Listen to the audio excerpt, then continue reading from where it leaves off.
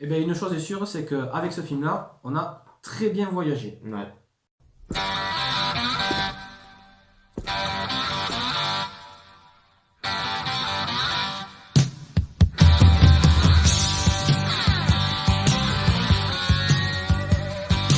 Bonjour tout le monde. Alors, bienvenue sur Jugement Film, aujourd'hui avec Anthony et moi, Guillaume, pour vous parler de Donne-moi des ailes, film de Nicolas Vanier. Bon, Nicolas Vanier, je vais vous expliquer un peu qui est Nicolas Vanier. C'est un des plus grands, un des mecs qui fait le plus de reportages et les plus beaux. Il avait fait L'Enfant des Neiges, où sa fille était née dans les neiges, dans le Groenland ou dans l'Antarctique, je sais plus, c'était magnifique. Le peuple migrateur, Le Dernier Trappeur. Et là, aujourd'hui, Donne-moi des ailes, qui est un vrai film par contre, c'est pas un docu, c'est un vrai film. Alors dedans, il y a Mélanie Douté, Jean-Paul Rouve et Louis Vasquez, le gamin, voilà, qui joue très très bien d'ailleurs lui. Jean-Paul Rouve dedans est un amoureux des animaux, il travaille dans un musée, il veut se faire financer pour un projet qu'il a, c'est protéger des oies sauvages qui sont en voie de disparition. Il a l'intention de les guider sur un voyage de migration qu'elles n'ont pas l'habitude de faire, vers des lieux où elles n'ont pas de risque de se faire tuer par des chasseurs, de se faire tuer dans les caves électriques. Où elles seront en sécurité. Elles seront voilà, en sécurité. Et donc tout le monde le prend pour un farfelu, personne ne veut l'aider à financer ça. Il est divorcé, il est quasiment divorcé de sa femme, ça fait longtemps qu'il n'a pas vu son fils. Et d'ailleurs, eux, ils habitent sur Paris et elle en a marre que son fils soit en permanence devant les jeux vidéo, qui s'en fout de tout, qui s'intéresse à rien, bref, adolescent, voilà, quelconque. Et elle l'envoie chez son père qui est en Camargue et qui fait ça, en le prenant un peu pour un farfelu, voilà. Sauf que cet enfant, il va se lier profondément avec la nature, parce qu'il là-bas, il n'a pas internet, il n'a pas tout ça, donc il est obligé plus ou moins de vivre à l'allure et au rythme de son père, et du coup, il va se régaler, il va se trouver une passion dans l'ULM, comment est-ce qu'il va étudier les animaux, parce que son père est un passionné, et il lui explique vachement bien le rapport avec ces animaux, pourquoi il faut les protéger, et le pourquoi du comment, et du coup, il va être lié, et ils vont entamer ce fameux voyage. Voilà. Donc on vous en dira un peu plus bien sûr dans la critique. Anthony, qu'est-ce que t'en as pensé? Bon, et bien moi déjà dans un premier temps, j'ai trouvé le film vraiment très très beau, même magnifique. Voilà. Le film est en deux parties, on peut dire ça comme ça. Euh, Tout l'apprentissage de l'enfant avec son père au niveau des oies et tout ça, comment ça se passe exactement, voilà. Et on nous explique en même temps. Et on nous explique aussi à nous. Et plus la deuxième partie qui est ben, le grand voyage, on va dire. Ouais. Donc déjà, toute cette première partie, la relation entre le père et le fils, la transmission de la passion du père vers son fils, j'ai trouvé ça fabuleux. C'est Voilà. génial. De voir que le gamin qui ben, laisse un peu les ordinateurs de côté pour s'intéresser à la nature, le lien qu'il a avec ses oies, qu'il va construire avec ses oies quand il leur parle, il les accompagne, qu'elles le suivent et tout ça. Il y a des plans qui sont vraiment très magnifiques. La naissance Voilà. même, c'est joli aussi. La naissance aussi qui est magnifique et tout ça. Quand il apprend aussi à piloter l'ULM et tout ça, tous ces trucs-là, franchement, la première partie, rien à dire, c'était vraiment très beau, très magnifique. Ensuite, après, donc, on part donc dans ce fameux voyage, et là, pour moi, le gros point positif du film qui arrive, c'est les paysages. C'est le fait d'être transporté à travers ce voyage. Les plans qu'il a fait, que ce soit la Camargue dans le sud de la France, vraiment ces grands plans où c'est magnifique, on voit tout, que ce soit au niveau de la mer, les plans qu'il y a sur la mer, mais aussi sur la montagne, quand il traverse la France, les plans de la France, aussi en Norvège, il y a des endroits, il nous a filmé vraiment des endroits magnifiques. Je trouve que c'est le seul moment où on ressent la caméra de Nicolas Vanier justement. Mm. Parce que là c'est pas un docu, c'est tourné comme un film, mais tous les plans aériens comme ça, c'est vraiment Voilà. là où on voit la caméra de Nicolas Vanier. Exactement.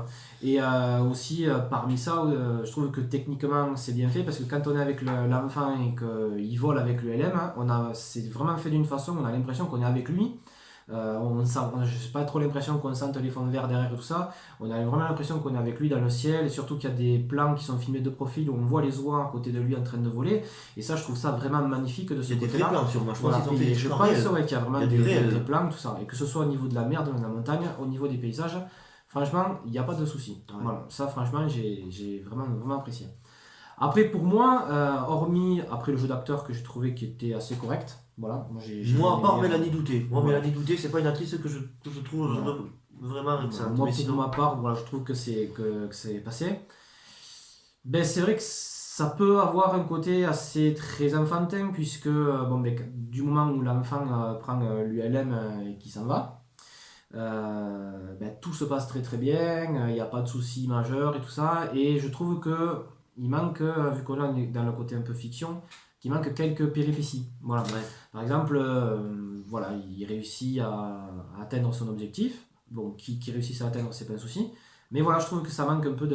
Par exemple, une panne, hein, il est obligé de s'arrêter sur une île pour réparer un truc. À un moment donné, vous avez une séquence avec un lynx, ou quand ça y est dans la bande-annonce, où on a l'impression qu'il va perdre des oies et trucs comme ça. L'orage au-dessus de la mer. L'orage, on a l'impression aussi qu'il va perdre des oies, et pas du tout. À chaque fois, c'est toujours. Bon, après, c'est très beau, c'est magnifique, ça fait plaisir de voir que Ouais. tu as envie que tout le monde réussisse, c'est ce qui se passe, et c'est vraiment génial. Mais voilà, moi je trouve que c'est peut-être un peu trop bon, voilà.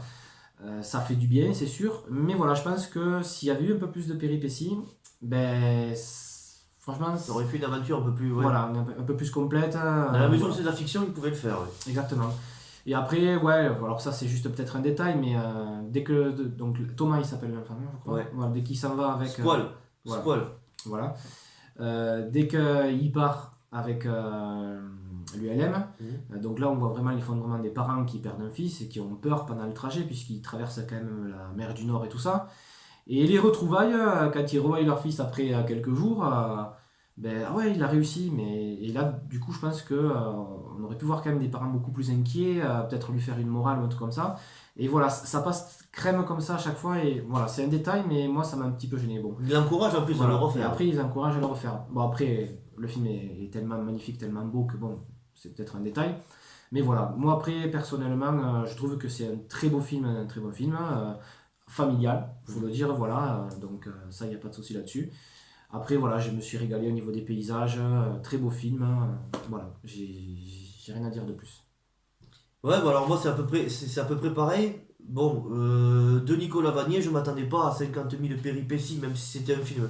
Mais c'est vrai que on l'a vu hier, donc en ayant eu la nuit de réflexion, je suis assez d'accord. Je suis assez d'accord. Parce que même dans Le Peuple Migrateur, même dans Le Dernier Trappeur et tout ça, quand il a réalisé ces choses vécues, ce genre d'aventure, il t'arrive des trucs.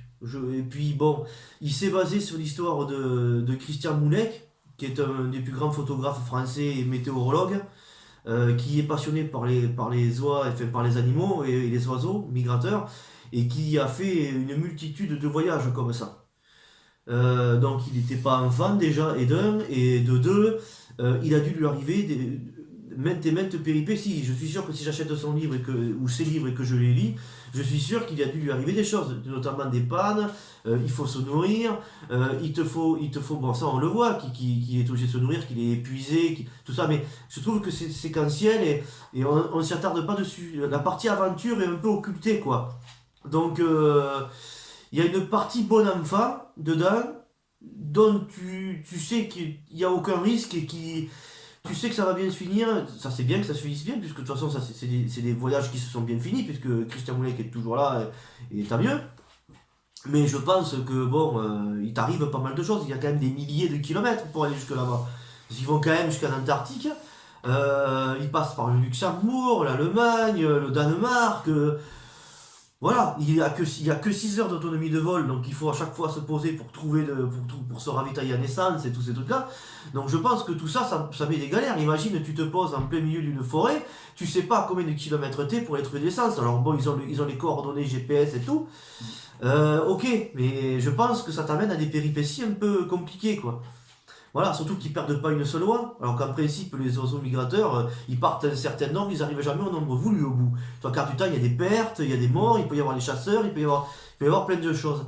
Mais sinon, c'est un film magnifique, formidablement bien filmé. Jean-Paul Rouve, que je connais que dans Les Robins des Bois, ou dans les films assez comiques, je trouve que là, dans un film comme ça, il se démerde bien. L'explication qu'on nous donne en tant que spectateurs qui n'y connaissent strictement rien aux oies, qui connaissent strictement rien à rien, on t'apprend la naissance, il t'apprend. En expliquant à son fils, il t'explique à toi, spectateur, le cheminement de la chose et il t'explique bien son projet qu'il veut faire. Le Ça, c'est fonctionnement, bien, le ça. fonctionnement de l'ULM. De l'ULM aussi, là, avec le schéma et tout. C'est- Si, j'ai trouvé que Voilà. c'était assez éducatif. Un film qu'on pourrait montrer dans les écoles, qu'on peut amener les enfants voir dans les écoles, ça a but éducatif, c'est très bien. Franchement. Mm. Hormis ça, Que dire, c'est joli, tu voyages, ça c'est vrai. La, Mais musique, ça- la musique aussi qui est très belle, ça Qui j'ai est- oublié de le dire, mais Qui est belle. la musique accompagne très bien le film là. Après, je trouve pas que ce soit non plus un grand film et qui est. Non, ça reste tu passes un agréable c'est- moment, un ouais. film familial. Voilà, il n'y a pas. Il était bien.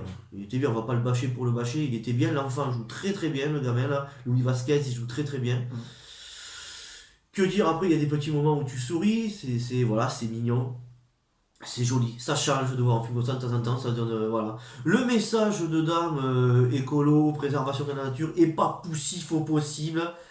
Il est là, mais il n'y a pas de gros message politique derrière. C'est que du bon sens, quoi. Qu'il faut vivre avec la nature et qu'il faut la protéger. Voilà, c'est que du bon sens. On nous fait pas un pathos là-dessus. C'est assez bien amené. Ça aurait pu être avec des gros messages et des gros messages, mais ça l'est pas. Ça l'est pas. J'ai eu peur au début parce que avant que le film commence, il y avait au taquet de sponsors, au taquet de sponsors. Et en fait, non, le En fait, film a un non. message normal, Voilà. il se suffit le film, quoi.